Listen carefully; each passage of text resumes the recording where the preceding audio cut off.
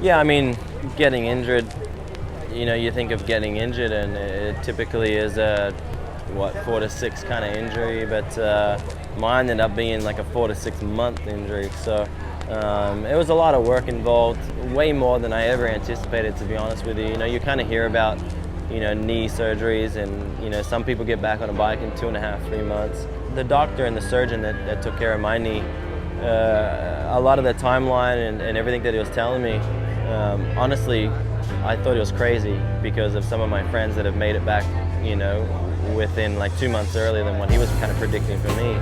But when time was rolling around and I was kind of rolling into like the 3-month mark, I mean, at no point was I ready to ride a motorcycle or even start training, heavily like I wanted to. So I ended up just putting trust in him and thinking, okay, he's the guy that worked on my knee, and I'll just take his word for it. And yeah, just honestly took it slow, took it 100% to what he wanted me to do. And I'm thankful because my knee feels great. I don't have any problems with it, and yeah, it's good.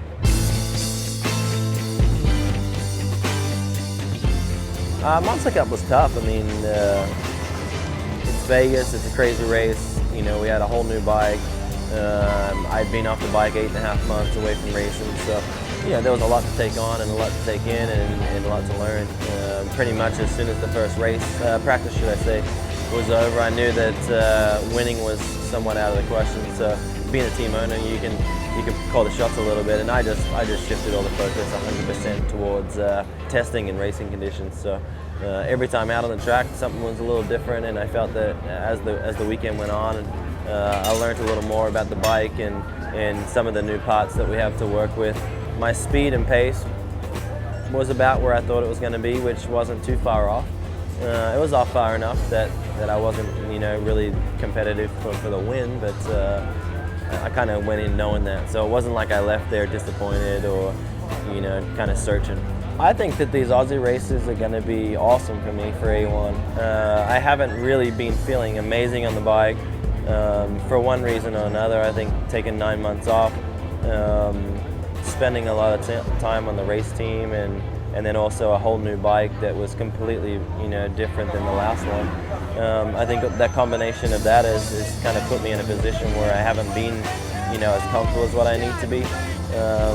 But as I sit here today, we were on the last race, and I feel like I achieved what I wanted to achieve, and that's lining up at the start gate and learning a lot, being around 19 other guys and competing, and I think that's going to help me mentally more than what it would if I just had stayed home and trained at home. Ladies and gentlemen, just as I suspected, he led from start to finish. Your winner, Mr. Chad Reed.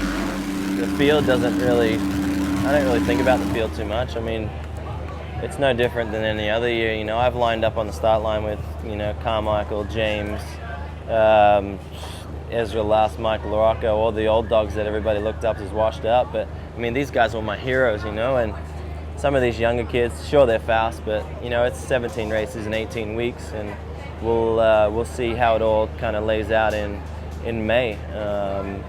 Obviously I'm confident in what I do, and I feel that I can still be competitive, otherwise I wouldn't be swinging a leg over a bike. So I can't wait to get back to the States, get my graphics and semi-graphics all sorted so that I can wipe that off my list, and then I'm going to go back to work and start training and doing all the things that an athlete should be doing, not the team bullshit.